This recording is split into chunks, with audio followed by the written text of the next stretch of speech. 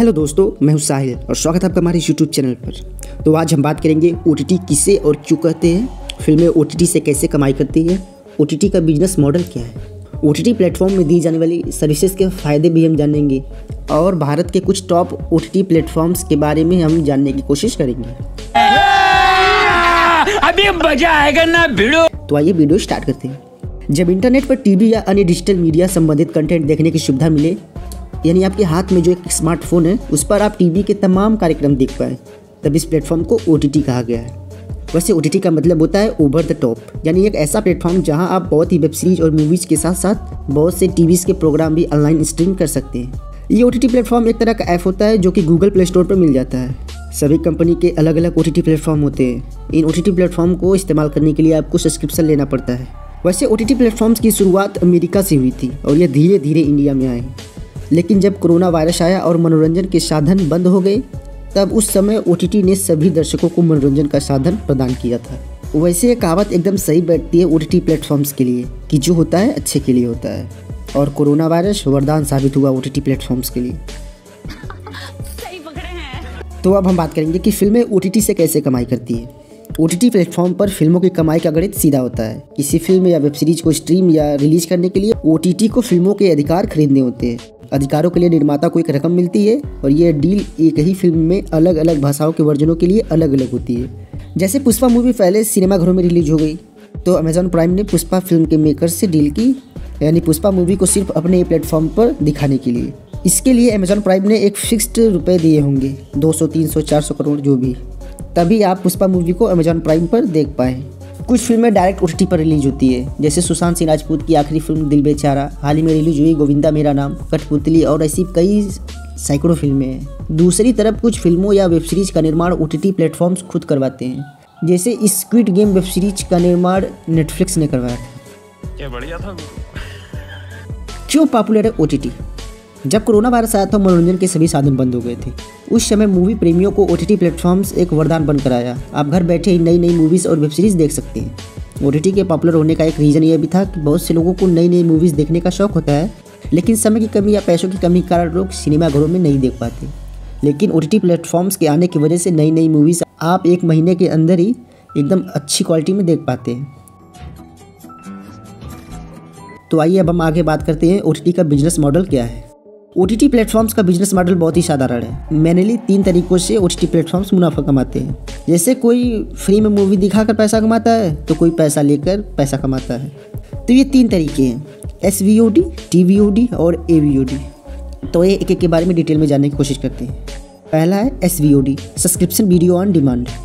इसमें कोई भी यूजर एक समय सीमा के लिए एक रकम चुकाता है, जिससे आप उन प्लेटफॉर्म्स पर मौजूद कंटेंट को आसानी से देख सकते हैं। मतलब अगर कोई ग्राहक वीडियो स्ट्रीमिंग कंटेंट देखना पसंद करता है तो उन्हें इसके लिए सब्सक्रिप्शन लेना होता है और उसके लिए उन्हें कुछ भुगतान करना होता है। नेटफ्लिक्स, हॉटस्टार, अमेजॉन प्राइम, ये सभी ओटीटी प्लेटफॉर्म्स अपने यूजर्स को मंथली या अर्ली प्लान्स देते हैं। जैसे आपको नेटफ्लिक्स में मौजूद कंटेंट को देखने के लिए महीने महीने का रिचार्ज करना पड़ता है या साल का करना पड़ता है। IPL देखने के लिए आप हॉटस्टार पे 1 महीने या 3 महीने या साल भर का सब्सक्रिप्शन लेना पड़ता है। तो ये सब SVOD के अंतर्गत आते हैं। दूसरा है TVOD, transactional video on demand. इसमें हर यूजर जब किसी भी कंटेंट को डाउनलोड करता है तो उसके लिए एक प्राइस पे करनी होती है, यानी हर अलग अलग मूवी या वेब सीरीज़ देखने के लिए अलग अलग प्राइस देते हैं। मतलब यदि कोई ग्राहक किसी पसंदीदा फिल्म या टीवी शो को एक बार देखना चाहता है तो इसके जरिए वे किराए पर देख या खरीद सकते हैं। जैसे आप यूट्यूब पे देखते होंगे कि कुछ मूवीज़ को देखने के लिए आपको पैसा चुकाना पड़ता है। जैसे आपको यूट्यूब पे अवतार मूवी देखनी हो तो आपको पैसा पे करना होगा। नेटफ्लिक्स, हॉटस्टार जैसे ओटीटी प्लेटफॉर्म्स पर कई मूवीज़ और वेब सीरीज़ देखने के लिए आपको पैसा देना पड़ता है। तो मुझे उम्मीद है आपको ये समझ में आ गया होगा। तीसरा तरीका है AVOD, advertising video on demand. इसमें किसी भी यूजर को कोई कंटेंट देखने के लिए कोई चार्ज नहीं देना पड़ता, लेकिन कंटेंट देखते समय आपको बीच बीच में विज्ञापन देखने पड़ते हैं। इस तरीके में विज्ञापनों के जरिए ओटीटी की कमाई होती है। जैसे यूट्यूब फ्री कंटेंट देता है, लेकिन वीडियो के बीच बीच में आपको ऐड देखना पड़ता है और इस ऐड के जरिए यूट्यूब पैसे कमाता है।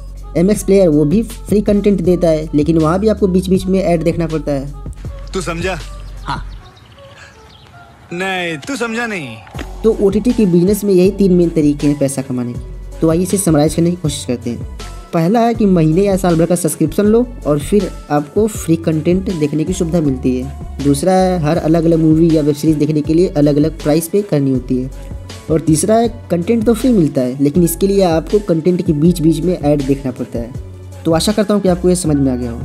कोरोना और लॉकडाउन के दौर में OTT प्लेटफॉर्म पर लोगों ने बहुत वक्त बिताया। लोगों को OTT प्लेटफॉर्म पर दुनिया भर के ओरिजिनल कंटेंट देखने को मिल रहे हैं, जिसकी वजह से भारत में OTT का मार्केट बहुत तेज़ी से बढ़ रहा है। इसकी वजह से आज भारत में 40 से ज़्यादा OTT प्लेटफॉर्म्स हैं। और अभी तो रुको, क्लाइमैक्स अभी बाकी है।